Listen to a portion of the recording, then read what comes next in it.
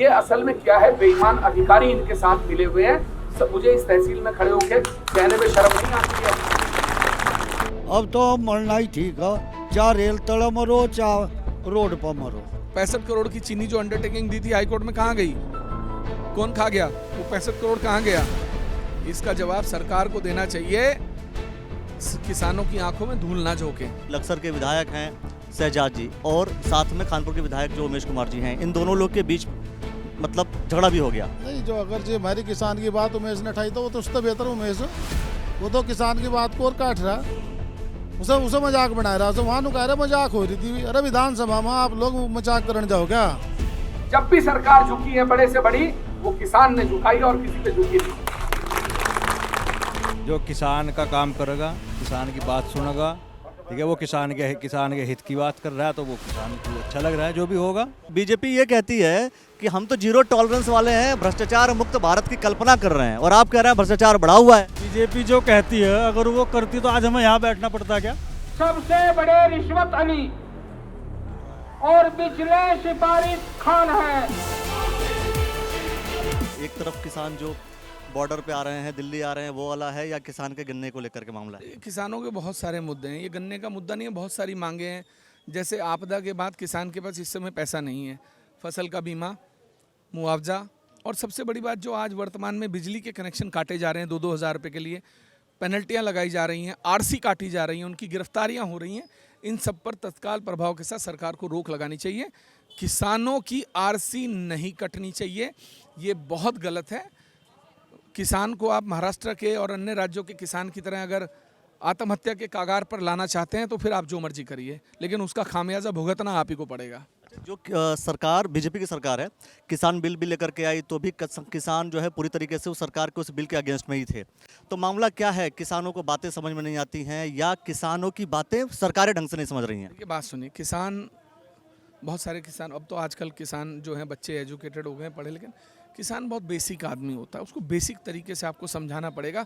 उसको समझ में आएगा कि 1 रुपया दिया है मैंने, 10 पैसे का खर्च हुआ तो 90 पैसे वापस मिलने चाहिए, या 90 खर्च हुए तो 10 पैसे वापस। वो इतना समझता है, इससे ज़्यादा आप उसके दिमाग में टेक्निकल बातें डालने का प्रयास ना करें। उनकी बेसिक ज़रूरतों को आप पूरा करें। उनका बिजली, पानी, बिजली के बिल माफ़ करिए ना, जैसे उत्तर प्रदेश, हरियाणा, पंजाब में माफ़ किए जा रहे हैं। किसानों को समय पे बिलों का भुगतान करिए। किसानों की जो गन्ने का भुगतान है समय पर करिए। इकबालपुर शुगर मिल में 109 करोड़ रुपया 5 साल से बकाया, 7 साल से बकाया है। ये बहुत सारे मुद्दे हैं जो किसानों का शोषण कर रहे हैं, और ये लड़ाई किसानों की इस बार आर पार की लड़ाई है, सरकार को समझ लेना चाहिए।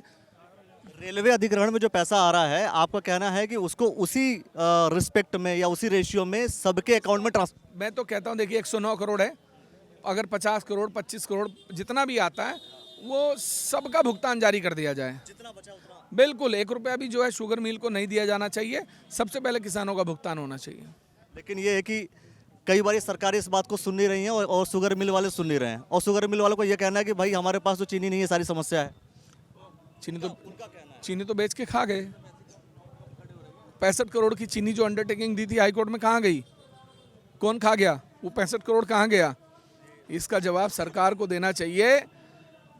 किसानों की आंखों में धूल ना झोंके। धन्यवाद। देखिए, आइए किसानों से भी करते हैं हम बात। अच्छा, हाँ बस आ रहे हैं। आइए देखिए, यहाँ पर जो किसान हैं,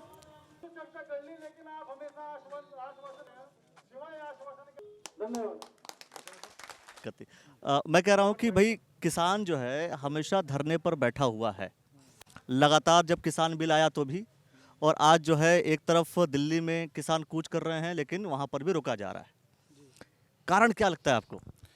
कारण सरकार निकम्मी। सरकार किसान को धरती में उतारना चाहती है। किसान उभर गया तो किसान सोए। सरकार के दिमाग में यह बात है, किसान को जितना दमन करा जा सरकार, इसका किसान को उतना करो। अगर किसान 2 रोटी अच्छी खाने लगा तो सरकार ने सोच रही फिर ये काबू से बाहर हो जाएगा। थारे किसान को दबा कर रखना चाहती है हमेशा सरकार। और वैसे भी या तो बीजेपी की जो सरकार है, या तो बढ़िया बकालों की सरकार है, या तो हमेशा किसान विरोधी रही। सरकार कौन सी सरकार है, कौन सी पार्टी है जो किसानों के पक्ष में रही है?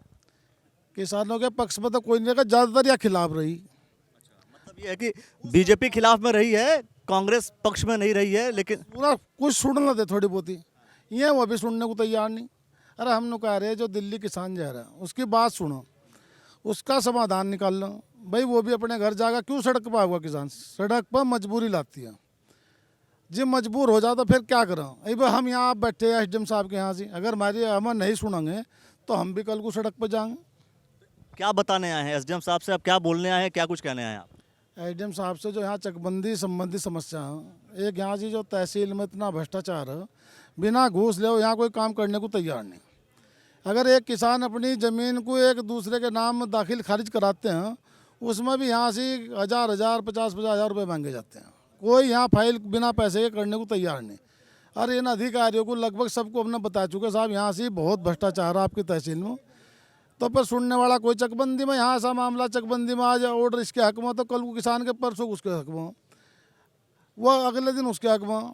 आप भाई किसानों के विरोध में बीजेपी है, साथ में बीजेपी के जो नेता हैं वो भी हो गए, पक्ष में कौन है आपके? हमारे पक्ष में कोई भी नहीं, कोई भी पक्ष में। अगर हमारे पक्ष में होता तो हम यहाँ थोड़े बैठते भाई। तो जैसे अभी अभी तो भाई उमेश कुमार जी बोल करके गए। उमेश कुमार रहते अपना समर्थन दे गए, अगर भाई मैं भी थारी शायद हूँ, वो मैं डाली फिर अधिका भाई, उसी की कौन पूछ रहा? वो तो विधानसभा में कह रहा, कोई सुनी किसी ने उसकी? कुछ हमारे यहाँ के जो विधायक हैं, ये 11 हैं, एक भी किसान की बात नहीं उठाता ये विधानसभा में। इन्हें वोट तो चाह समर्थन करते नहीं कहते। जब मान लो उमेश कुमार ने बात उठाई विधानसभा में, अगर ये पीछे खड़े हो जाते भाई किसान का मुद्दा, हम भी आपके साथ खड़े, तो हमारा एक बल मिलता वहाँ से, हमारी बात थोड़ी सुनी जाती वहाँ से। जो ये मानक है यहाँ के भी पहाड़ के भी, हम नहीं कहते पहाड़ किसान भी हमारा ही किसान है, तो मानक एक होने चाहे पहाड़ का भी और यहाँ का भी, दोनों के लिए बराबर होना चाहिए, ना कि यहाँ से कोई भेदभाव ना हो। वहाँ पर जब किसानों का मुद्दा उठ रहा था तो बीच में एक विवाद भी हुआ, जो कि लक्सर के विधायक हैं शहजाद जी और साथ में खानपुर के विधायक जो उमेश कुमार जी हैं, इन दोनों लोग के बीच मतलब झगड़ा भी हो गया, वो भी आपने सुना होगा। तो आपको इन दोनों कंडीशंस में कौन बेहतर है, फिर कौन अच्छा है कौन बुरा है, कुछ बता पाएंगे आप? नहीं, जो अगर जो हमारी किसान की बात उमेश ने उठाई तो वो तो उससे बेहतर उमेश, वो तो किसान की बात को और काट रहा, उसे मजाक बना रहा, उसे वहाँ कह रहे मजाक हो रही थी। अरे विधानसभा में आप लोग मजाक करने जाओ क्या? कभी तो ये रोन जा, कभी ये मजाक करने जा, वहाँ मजाक करने का वो है क्या स्थान? वो वहाँ अपने मुद्दे रखने का, वहाँ तो कानून चलता, वहाँ कानून बनता। 2024 का जो चुनाव है, इस चुनाव में क्या कुछ होगा? अगर सरकार, देखिए दो चीज़ है, एक सरकार की बात सरकार आपकी बात माने, दूसरा ये है कि अगर इसी तरीके से चलता रहा तो क्या कुछ अंजाम होने वाला है? अगर सरकार अगर हमारी बात सुनती है तो हम सरकार की सुनेंगे, अगर सरकार हमारी नहीं सुनते हम सरकार की कैसे सुनेंगे? हम बिल्कुल विपरीत में रहेंगे। एग्जैक्ट आप मुझे बता दीजिए कि सरकार को क्या आप सुनाना चाहते हैं, क्या बताना चाहते हैं, क्या चाहते हैं आप सरकार से? सरकार से हम बताते किसानों के हिस्से चाहते हैं, जो एक तो भ्रष्टाचार है, एक किसान की बात सुनी जा, चकबंदी में, बिजली में, जो बिजली का इतना बिल 4-4 5-5 हज़ार रुपये किसान है कनेक्शन काटे जा रहे हैं। हमारा पड़ा तो 109 करोड़ रुपया, उसे दिलवा नहीं रहे, हमारे कनेक्शन का उत्पीड़न किया जा रहा है किसान का हर जगह। हम कह रहे सरकार इस पर ध्यान दे, इस उत्पीड़न को रोक कर, इन्हें बिजली वालों को रोक कर, ये किसान के 5-5 हज़ार रुपये पे कनेक्शन ना कटा। नहीं ऐसा टाइम आऊगा कि ना गाँव में नहीं घुसन देने के हम। हाँ, किसी भी नेता को या कुछ यार इन्हें बिजली वालों को भी ना क्यों घुसने देंगे? जो हमारी उत्पीड़न कर रहे सारे मिल गए। क्या कहेंगे, क्या कहेंगे जी, क्या कहेंगे इस मामले में? मैं राष्ट्रीय अध्यक्ष जी की बात से पूरी तरह सहमत हूँ। चकबंदी विभाग में इतना भ्रष्टाचार है पिछले 22 साल से, सब पूरे ज़िले को पता है। आप पूरे ज़िले के किसी भी किसान से आप पता करके देखो कि अगर कोई आदमी ये कह दे कि ये आदमी भ्रष्टाचारी नहीं है। बीजेपी तो कहती है, बीजेपी ये कहती है कि हम तो जीरो टॉलरेंस वाले हैं, भ्रष्टाचार मुक्त भारत की कल्पना कर रहे हैं, और आप कह रहे हैं भ्रष्टाचार बढ़ा हुआ है। बीजेपी जो कहती है अगर वो करती तो आज हमें यहाँ बैठना पड़ता क्या? उसकी करनी और कथनी और करनी में बहुत ज़्यादा अंतर है, इसीलिए आज हमें यहाँ बैठने का काम करना पड़ रहा है। किसानों को अपनी मांगों के लिए यहाँ पर आना पड़ रहा है, तो ये सरकार के लिए बड़ी शर्म की बात है। सरकार अगर सरकार नहीं सुनती है इनकेस 1%, तो क्या करेंगे? मतलब नेक्स्ट मूव क्या होगा, अगला कदम क्या होगा? अच्छा देखो, हमारे पास है क्या? अच्छा ये बताइए आप। हमारे पास तो एक आंदोलन का ही तो रास्ता है। आंदोलन समय समय पर हम लोग करते रहते हैं, सरकार को जगाने का काम करते हैं, सरकार को जगाने का काम करते हैं। लेकिन सरकार अगर बहरी और गूंगी बैठी है तो बताओ हम ही लोग इसमें क्या कर सकते हैं? हम लोग तो हमारे पास केवल एक आंदोलन का ही तो रास्ता बचता है। मैं बार बार इस बात को लेकर के सवाल करता हूँ कि भाई बीजेपी की सरकार खराब कर रही है, ठीक होगी बात, लेकिन सरकार कौन सी है, कौन सी पार्टी बेहतर है किसानों के लिए?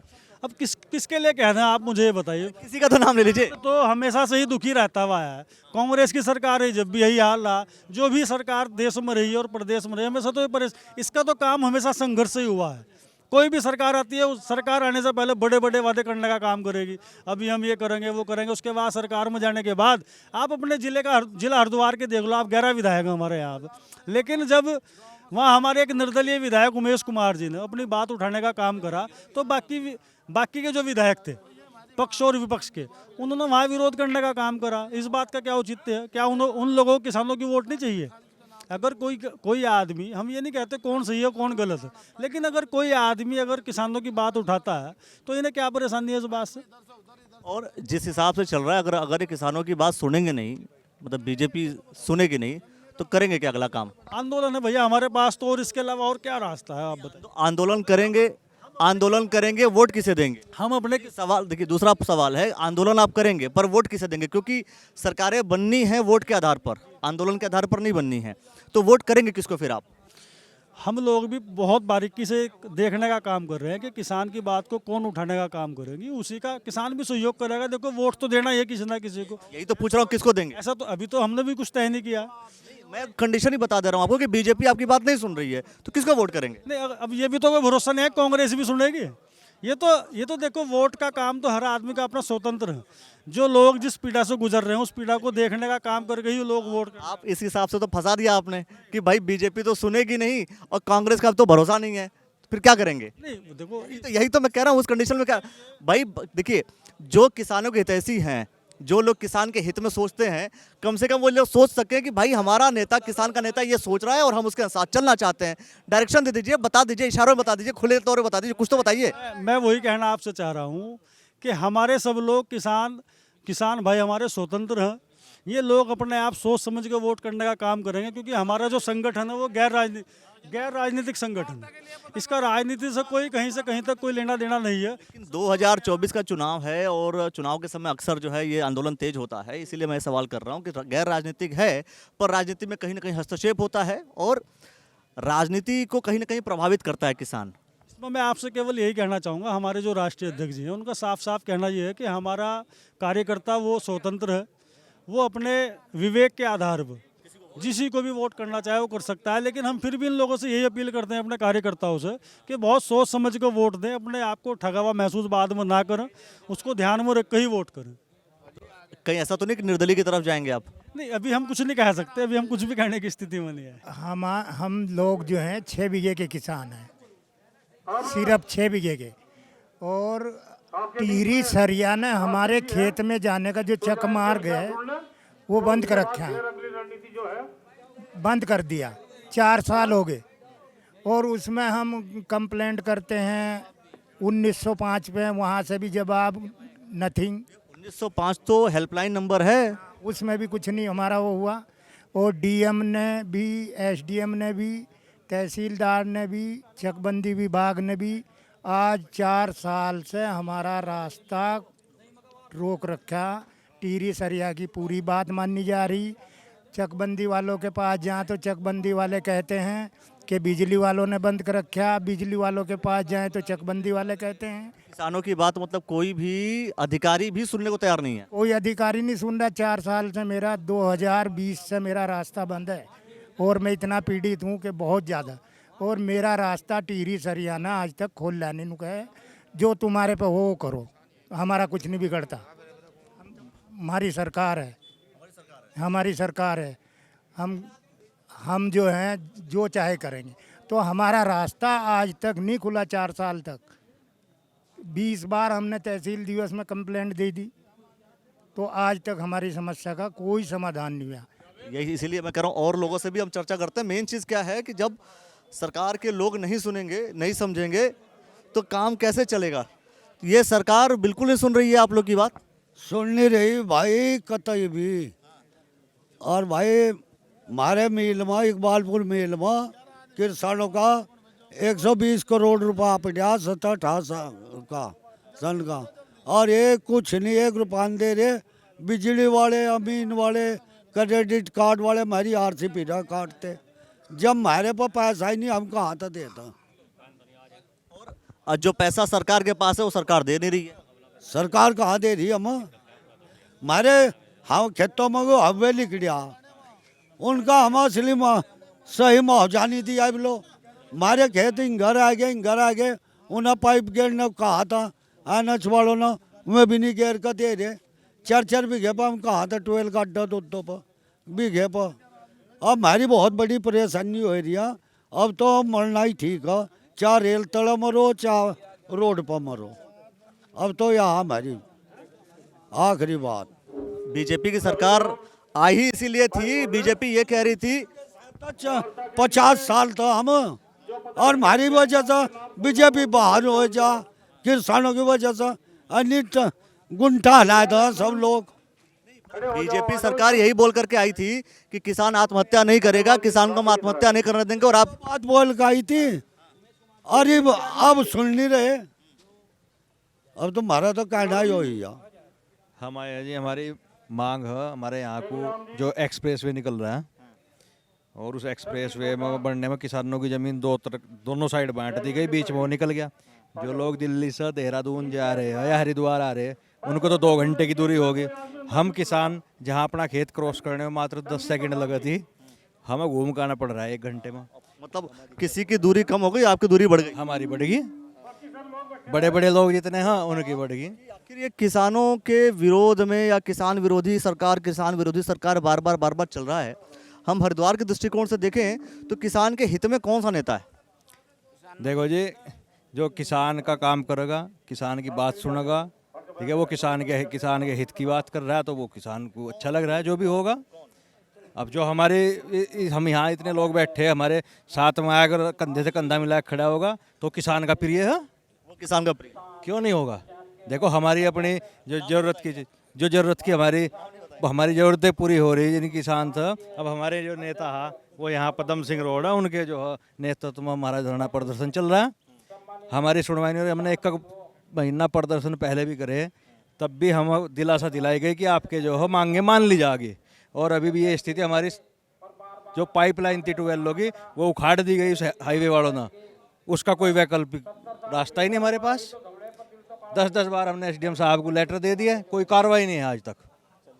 तो देखिए ये किसानों का धरना, और यहाँ पर एक मांग जो है SDM से की जा रही है कि भाई इनकी जो रिक्वायरमेंट है, सबसे बड़ी बात है भ्रष्टाचार को लेकर के है कि आप कम से कम ये रिक्वायरमेंट्स तो पूरी करने की कोशिश करो। अगर आप रिक्वायरमेंट ही पूरी नहीं करोगे तो सरकार को फिर क्या होने वाला है। जो कुछ भी है चीज़ें आपको क्या समझ में आ रहा है, इन सब चीज़ों को सुन करके समझ करके कमेंट सेक्शन में प्रतिक्रिया दीजिए और देखते रहिए द न्यूज़ नेटवर्क। बहुत बहुत शुक्रिया, बहुत बहुत धन्यवाद।